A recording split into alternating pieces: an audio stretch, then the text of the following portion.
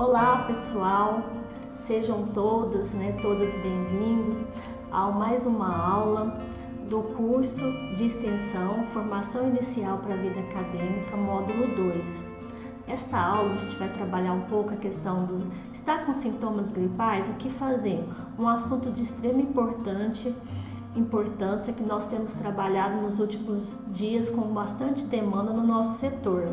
Então essa aula é uma parceria do SAPED, da ESC e da PROACE com o nosso NAIS, que é o Núcleo de Atenção ao Estudante em Saúde da UFTM.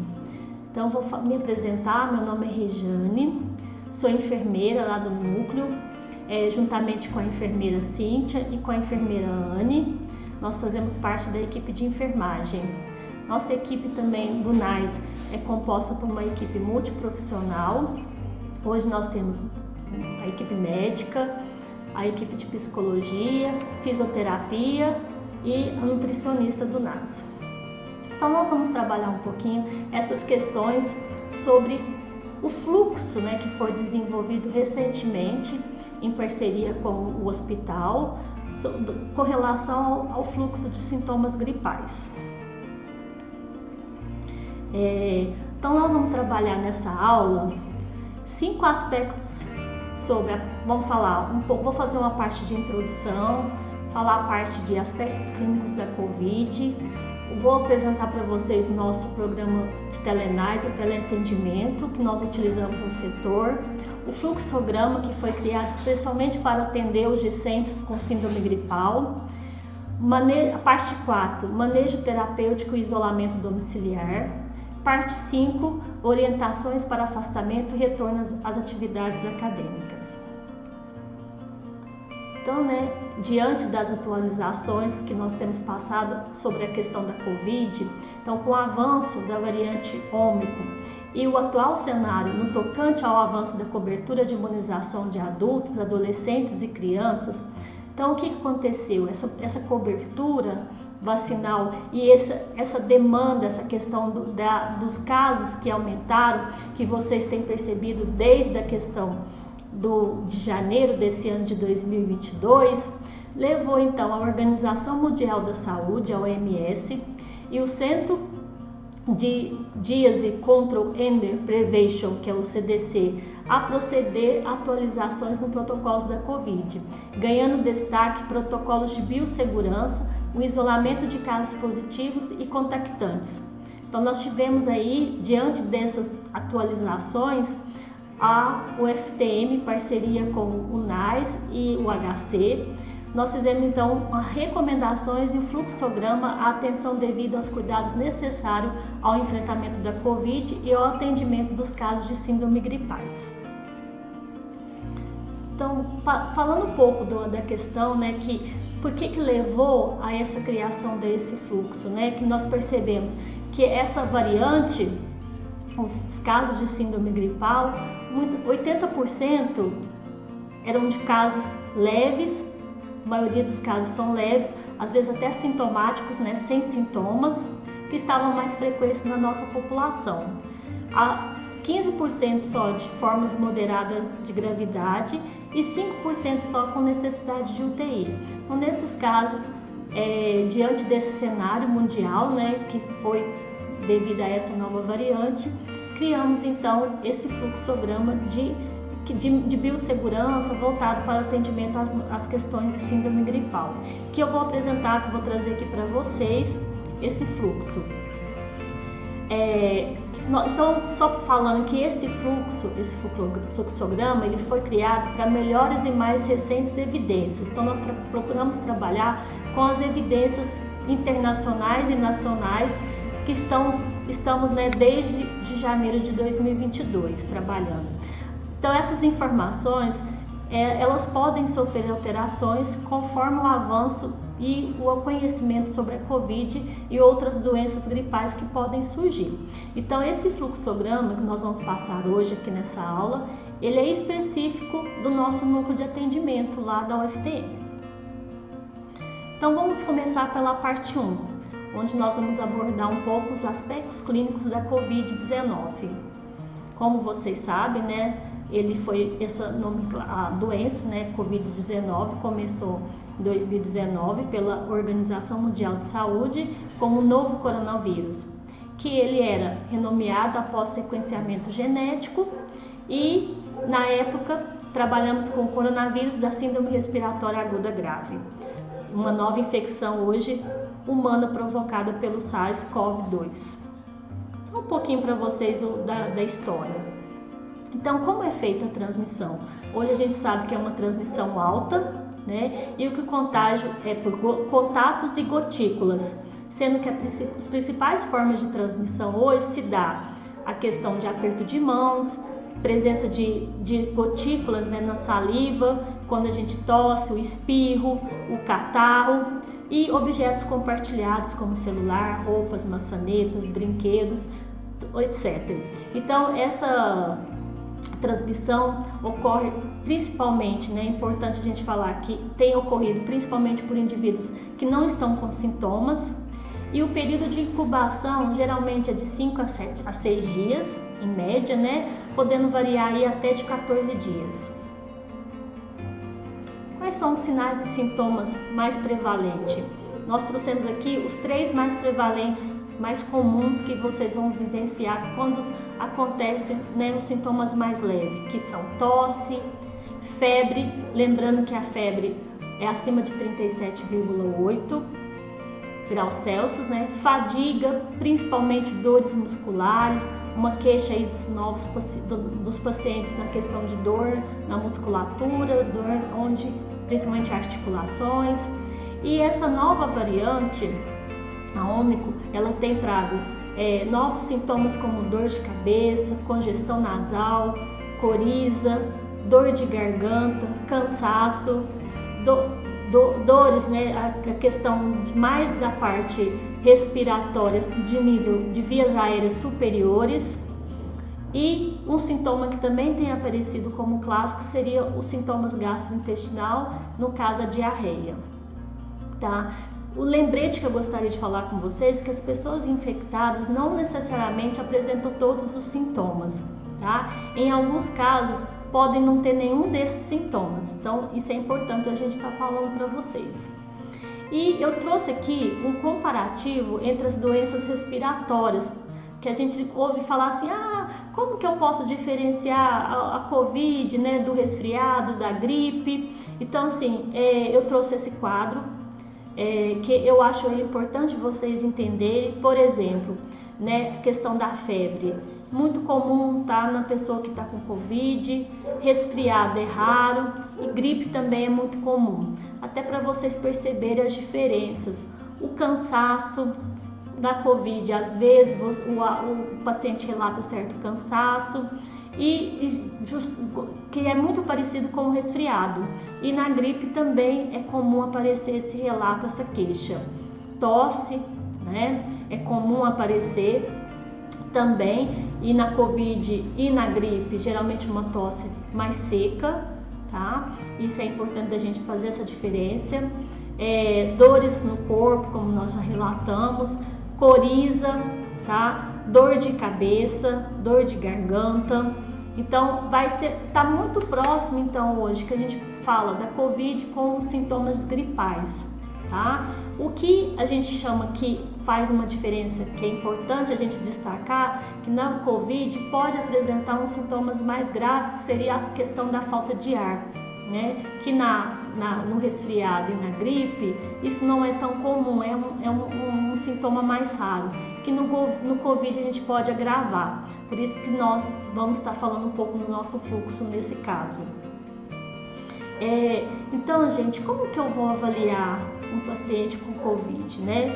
Então, as definições de casos, critérios para avaliação diagnóstica, ainda não tem um consenso entre especialistas. Então, nós vamos avaliar conforme o quê? Conforme o exame físico, conforme as questões laboratoriais.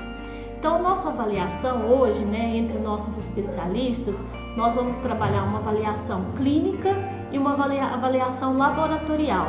Então, clínica é a presença mesmo dos sintomas, né, das questões da síndrome gripal que nós estamos falando hoje, questão de tosse, dor de garganta, cefaleia, coriza. Então vai ficar mais uma avaliação a nível de exame físico.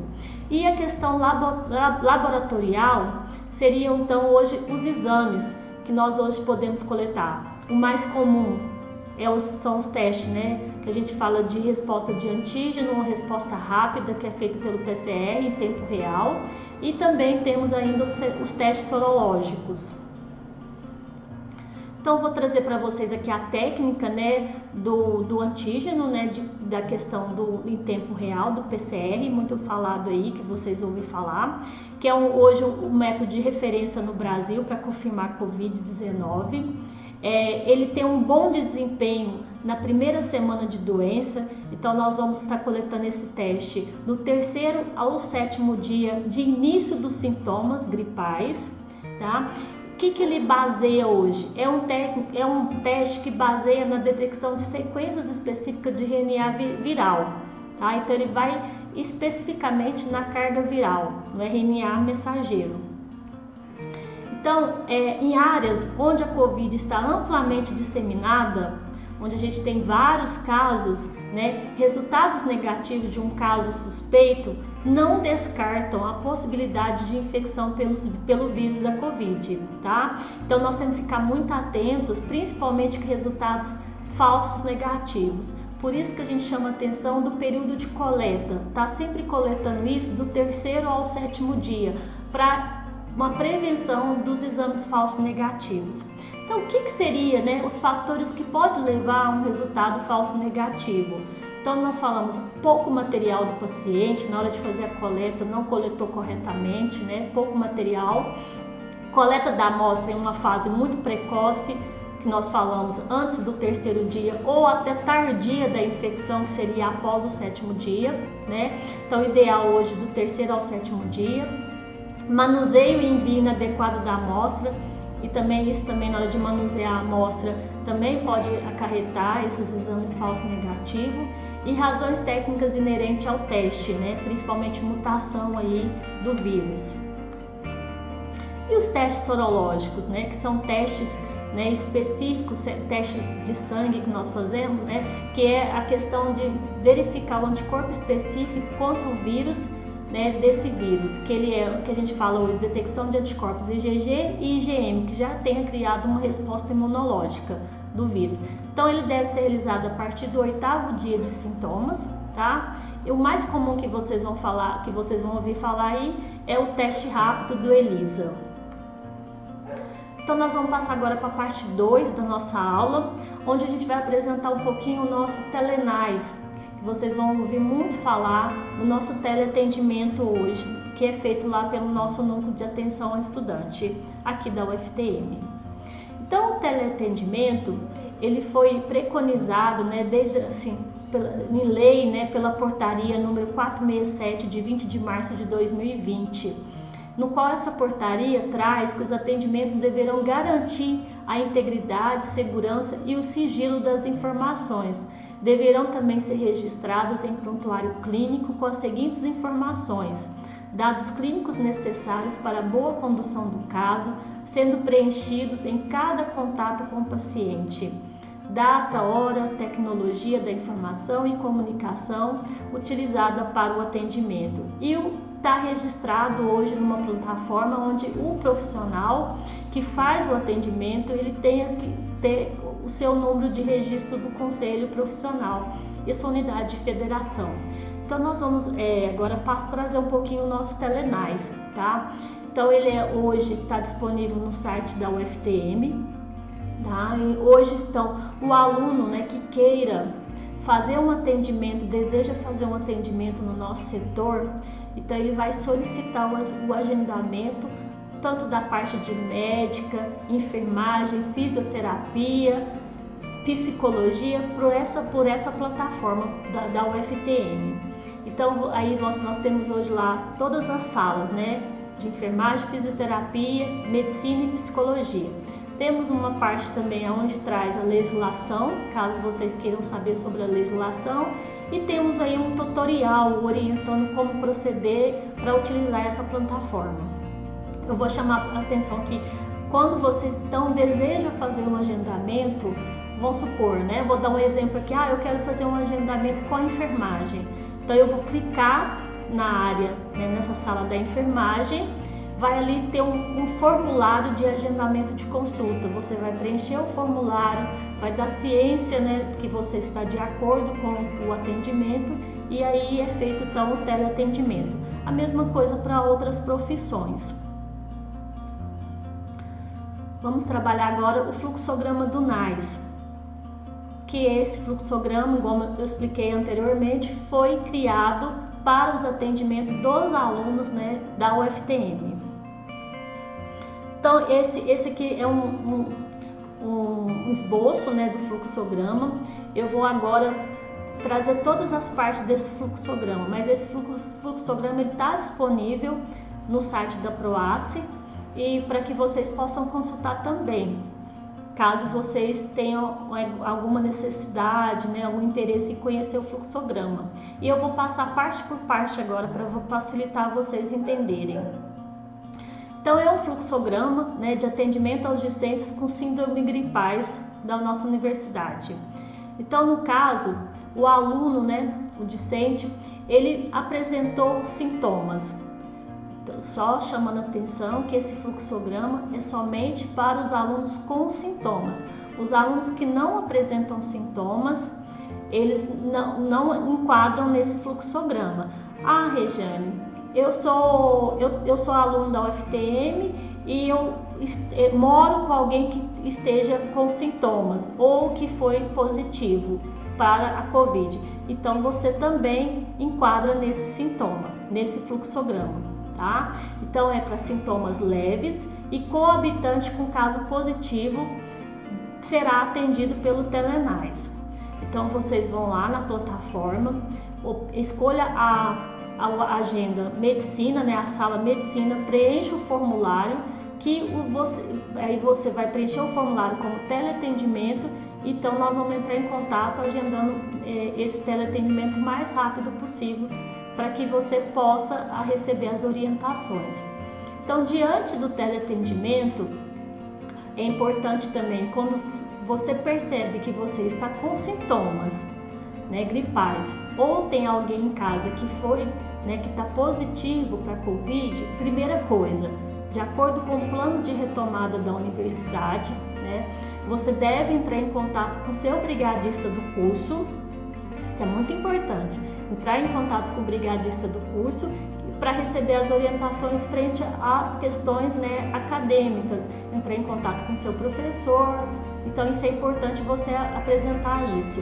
E a outra coisa que nós vamos falar aqui você vai entrar então nessa plataforma do Telenais e fazer o agendamento da sua teleconsulta. Então, e aí você vai receber um atendimento médico e será afastado por 7 dias. Então isso é importante. Tá com sintomas gripais ou tem alguém contactante positivo em casa, avisa o brigadista do seu curso, tá? E mantenha-se em isolamento domiciliar por 7 dias, tá? Então será emitido um atestado. Esse atestado será homologado pelo NAIS e encaminhado ao curso e ao DRCA. Então você o médico que fará seu atendimento vai solicitar o teste rápido, que a gente fala o teste rápido de antígeno para COVID, e você encaminhará você para fazer a coleta entre o 3º ao 7º dia na rede municipal de saúde de Uberaba. Então na época que você for coletar, nós entramos em contato com a rede municipal, verificamos qual o local que está sendo feito o teste e encaminhamos o discente para a realização desse teste, tá? Então, para realizar o teste, isso é outra coisa importante. Para realizar o teste, né, na rede municipal, o estudante ele deve preencher o formulário para notificação do caso suspeito e formulário com as orientações sobre o isolamento, as medidas de biossegurança e preventivo que serão enviados pelo e-mail ou pelo WhatsApp do setor. Tá? Então nós vamos estar enviando esses 2 formulários para que você preencha e nisso o seu caso será notificado e encaminhado para a rede municipal de saúde, tá? Outra coisa que nós verificamos, né, durante o teleatendimento é que nós reforçamos a questão da vacinação, tá? Então é muito importante ficar atento. Hoje a gente já sabe, né, com o avanço da cobertura vacinal, isso é o que tem nos ajudado, tem nos apoiado na questão de ter sintomas leves, de melhorar esse encaminhamento para sintomas mais graves. Isso se deve, já é sabido, né? Se deve pela cobertura vacinal. Então a gente reforça a importância de manter o calendário vacinal em dia, atualizado, o calendário tanto para a gripe quanto da Covid, e proceder à vacinação, né, assim que possível, após, né, o cessar, né, que a gente fala após a questão da ausência dos sinais e sintomas, e do teste também, tanto positivo quanto negativo. Você vai receber orientações para atualização do seu cartão de vacina. Então é necessário que você permaneça até o fim do isolamento. Você vai receber o seu atestado para comprovação da sua ausência na sala de aula, tá? Aí, Rejane, eu testei negativo, devo permanecer até o 7º dia? Nós orientamos que sim. Então o nosso fluxo foi criado para você permanecer até o 7º dia em isolamento. Vamos supor, você faça o teste no 4º ou 5º dia. Então a gente orienta você a permanecer em isolamento até o final do 7º dia, porque você pode apresentar o resultado falso negativo e vir novamente ter que fazer o novo teste. Então, assim, orientamos a permanecer até o 7º dia, afastado. Outra coisa, agravou meus sintomas. Eu tô com febre há mais de 3 dias, não melhora, com os antitérmicos. Aí o que eu devo fazer? No caso que você não melhore, você deve procurar, nós vamos falar um pouco do fluxo da rede municipal. Você vai procurar o serviço de atenção básica ou especializado do município, da rede municipal da nossa cidade. Eu estou fora de Uberaba, não estou em Uberaba, estou em outra cidade. Você vai procurar a rede municipal do seu município. Outra coisa, eu completei os 7 dias, ainda continuo com sintomas. Então, assim, há mais de 24 horas, não cessam os sintomas. Aí a gente vai orientar vocês a permanecer então em isolamento por mais 3 dias, completando então um ciclo de 10 dias. No 10º dia, apresentando melhora dos sintomas, você pode retornar às atividades acadêmicas. Com máscara, a gente vai orientar, né, sugerir a máscara N95 para que você possa retornar às atividades acadêmicas. Eu vou falar isso um pouquinho mais para frente. Então, isso é importante ficar atento. Completou 7 dias, não melhorou os sintomas há mais de 24 horas, deve ser reavaliado novamente pela equipe do NARS. Então entre em contato conosco novamente para ser reavaliado.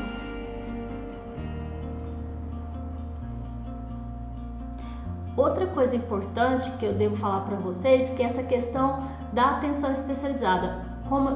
Caso vocês, né, no NARS, nosso atendimento, ele é um atendimento ambulatorial. Então, a gente vai atender vocês pelo teleatendimento. A questão não teve melhora dos sintomas, agravou, a orientação é procurar então um manejo na atenção especializada, no Centro de Referência a Sintomas Graves ou Pioras dos Sintomas do nosso município. Então, nós vamos orientar a procurar uma unidade básica de saúde ou o atendimento de pronto atendimento da unidade. Então, como eu já falei aqui, né, só lembrando, então o resultado foi positivo, né, nós vai permanecer afastado até o 7º dia. Deu 7 dias, liberação para retorno às atividades acadêmicas em uso de máscara N95 por mais 3 dias. Tá? A sugestão seria essa, até o 10º dia. Se você tiver melhor dos sintomas e sem febre há pelo menos 24 horas sem antitérmicos. Tá? O resultado negativo, liberação para retorno às atividades acadêmicas ao final do período de 7 dias. Não tem como, eu dei o negativo no 3º dia. vai permanecer porque, como eu expliquei, pode ter resultados falsos negativos. Não deu mais de 7 dias, não estou bem, devo ser reavaliado novamente, tá? Então, assim, essa reavaliação pode ser feita também pelo Telenais, tá? Apresentei gravidade dos sintomas, então encaminhar o discente, então o NAS vai encaminhar o discente para o Centro de Referência da Atenção Especializada. O que nós temos que reportar aqui na questão desse fluxo que é importante, que são os cuidados domésticos do discente em isolamento.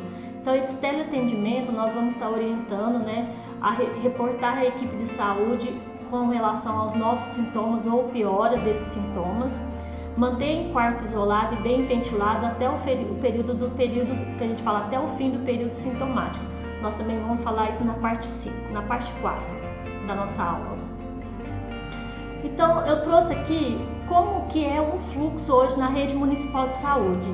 Esse fluxo não é só na rede municipal de Uberaba, é um fluxo em toda a rede municipal. Eu estou com casos leves, por exemplo, eu não sou aluno da UFTM, minha família, então onde eu devo ir? Não é aluno da UFTM. Então, casos leves, hoje a porta de entrada é na atenção primária à saúde, que a gente chama de UBS, equipe saúde da família.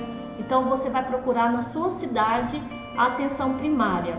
Então, se você tiver com síndrome gripal, com sintomas leves, sem sinais e sintomas de gravidade e ausência de condições clínicas de risco que indicam avaliação em centro de referência e atenção especializada, são casos leves que você pode procurar a atenção primária.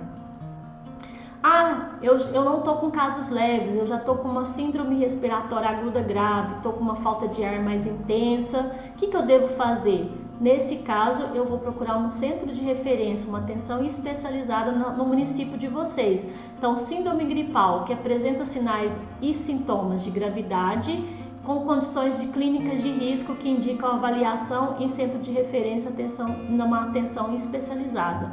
Então, no caso, a UBS vai orientar vocês e vai encaminhar vocês para uma atenção especializada. E a piora desses sinais e sintomas, a gente, na questão hoje, se tiver alteração do estado mental, como confusão, letargia, persistência ou aumento da febre por mais de 3 dias, ou retorno após 48 horas de período afebril, falta de ar, são sinais que indicam hoje até o caso de internação. Então, vocês devem procurar uma rede de atenção básica do município de vocês, que vão avaliar, verificar se realmente você está com esse agravamento dos sintomas gripais, encaminhar para uma rede especializada, se necessário, uma internação. Então, o que é importante da gente falar quando a questão do teste, né? Rejane, eu já estou com sintomas gripais, eu sei que eu estou com Covid, já peguei o atestado, não quero fazer o teste. Gente, é muito importante a gente fazer o teste, é muito importante a gente saber e notificar o teste. Então, quando você faz o teste e você é notificado, isso vai para uma plataforma, né, do Sistema Único de Saúde, e é muito importante a gente ter essa notificação para dados, né, epidemiológicos e melhora do nosso sistema de saúde. Então, assim, o que eu chamo para vocês no caso, né, principalmente de manter em isolamento domiciliar? Então, a gente vai observar os monitoramento clínico. Então, todos os membros da casa devem ser considerados como contactantes e também deverão ser afastados por 7 dias. Tá? Além de ser estratificados de maneira apropriada caso inicie com sintomas. Como eu falei, né, iniciou os sintomas, procura a rede de atenção básica do nosso município e depois, se necessário for, a rede especializada. Então, caso haja piora do discente em isolamento domiciliar ou desenvolvimento de sintomas graves, é necessário encaminhamento para outros níveis de cuidados do SUS, UBS, unidade de pronto atendimento ou hospital de referência. Passamos para a parte 4 da nossa aula, onde nós vamos trabalhar o manejo terapêutico e o isolamento domiciliar. Então, aqui é muito importante quando a gente fala da questão do manejo terapêutico, né? Então, o que nós devemos fazer? Principal manejo terapêutico e do isolamento domiciliar. Então, a orientação básica, hidratação. Vamos a todo momento manter hidratado, fazer as precauções que nós vamos falar agora mesmo, a questão da higiene, uso de álcool, a lavagem das mãos e tratar com os antitérmicos nos casos de uma febre. Então, tudo isso, né, nós não vamos trabalhar, não é nosso assunto hoje da nossa aula, trazer aqui para vocês a questão do tratamento em si, porque, como eu falei, não existe uma abordagem específica.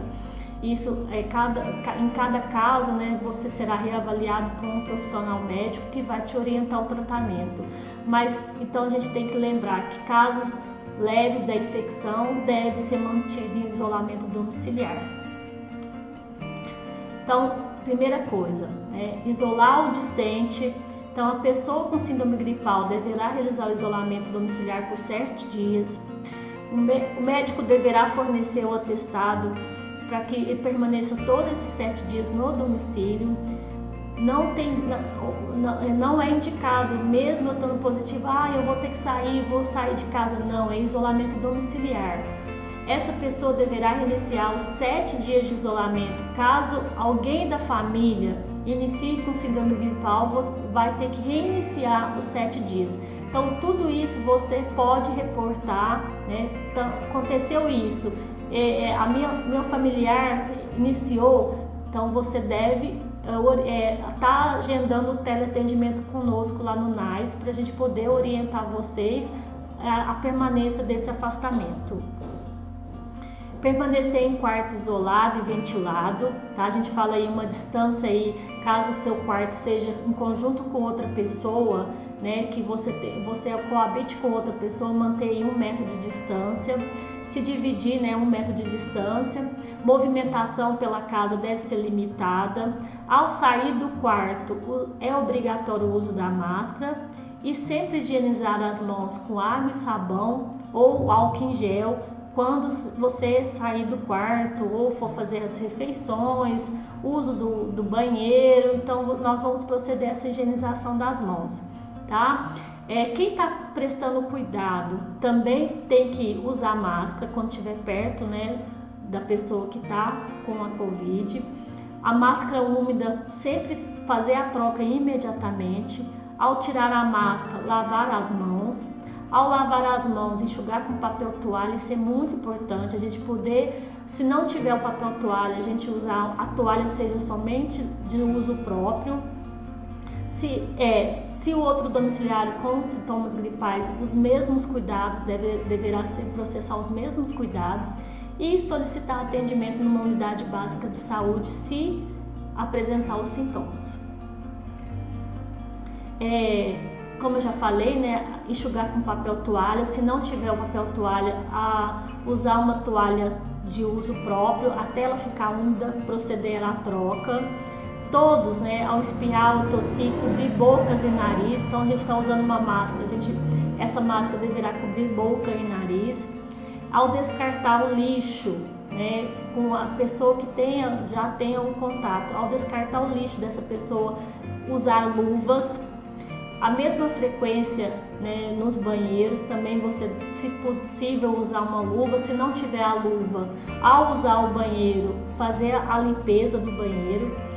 Alvejar superfície, né, a gente fala alvejar com álcool, né, a 70% as superfícies muito tocadas. E tecidos pessoais do paciente, lavar com água e sabão, né, comum, a 60 a 90 graus, que a gente fala isso, a uma temperatura mais alta, uma água mais quente. E a gente passa agora para a última parte da nossa aula, que seria orientações para afastamento e retorno às atividades acadêmicas. Então, hoje, né, de acordo com o nosso COENS, né, nosso conselho, nós temos hoje uma portaria, né, da UFTM, que respalda, né, o afastamento do discente do grupo de risco. Então, isso é muito importante. Quem é o grupo de risco, né? Quem são os alunos do grupo de risco? Então, isso a gente tem que ficar atento. Eu sou ou não sou do grupo de risco? Então, eu posso solicitar para que eu possa fazer as atividades acadêmicas em exercício domiciliar. Então, muito importante eu estar atenta a essas questões, né? Então, quem é o aluno com o grupo de risco? Então, dentro da nossa legislação que nós estamos utilizando, de acordo com o Ministério da Saúde, grupo de risco hoje é aquele aluno com mais de 60 anos, tá? Que é portador de diabetes mellitus, que tenha doenças renais crônicas em estágio avançado, grau 3, grau 4 e grau 5. É muito importante que isso esteja no atestado médico. Muitos alunos estão reportando os atestados, o NAS, né? O NAS ele homologa o atestado, então ele recebe o atestado médico. Esse atestado ele tem que estar escrito, né, que não adianta falar o aluno é portador de doenças renais crônicas, não adianta colocar isso no atestado. Então o médico tem que atestar que ele é portador em estágio avançado. Então uma pneumopatia, eu tô com uma asma, como que é essa asma? Asma grave, tá? Ou severa. Então isso é importante o médico atestar isso no atestado, então não será homologado. Né? Gestação, se for de alto risco, obesidade, tá? Doença hepática em estágio avançado, doenças cromossômicas com estágio de fragilidade imunológica, imunossupressão, cardiopatia grave ou descompensada. Então, outra coisa importante, não adianta colocar eu sou portador de hipertensão arterial. Não. Portador de hipertensão arterial severa, né, grave, de estágio 3, estágio 2, em uso de antihipertensivos. Então isso tem que ser colocado no atestado médico para ser encaminhado ao NAS. Então esse atestado médico, quando a gente recebe lá no setor, então a gente encaminha para avaliação médica, estando dentro da normativa, dentro da legislação, ele é homologado para que você possa então fazer as atividades em exercício domiciliar. Então muita atenção a esse atestado. Então nós temos recebido muito atestado que às vezes não está pertinente com a legislação e tudo isso está sendo avaliado. Essas foram algumas das referências que nós utilizamos para fazer essa aula. Eu trouxe aqui, acho uma dica importante, né, como material complementar para um protocolo, né, de manejo clínico do coronavírus na atenção primária à saúde, que ele é do Ministério da Saúde, caso vocês queiram estar complementando essa aula. Eu gostaria de agradecer, tá? Muito obrigada aí. Estou deixando aqui o contato do nosso setor, tá? O nosso WhatsApp comercial, então você pode entrar em contato tanto pelo WhatsApp quanto pelo telefone. Tem também o nosso e-mail do setor, que é nais.ftm@ftm.edu.br. Caso você queira entrar em contato com alguma dúvida, com alguma informação, com alguma pergunta, alguma sugestão, pode estar ligando para a gente, tá? Queria agradecer muito a equipe aí do SAPED, tá? Que fez o convite para que eu pudesse falar um pouquinho com vocês, estar ministrando essa aula. Então eu queria agradecer demais, estou muito feliz por estar aqui participando com vocês. E nós, né, da equipe de enfermagem, como a equipe multidisciplinar lá do setor, estamos disponíveis para qualquer dúvida que vocês possam querer tirar com a gente lá. É só estar ligando, estar indo presencialmente no setor. Nós estamos à disposição de todos vocês. Meu muito obrigada e até uma próxima aula.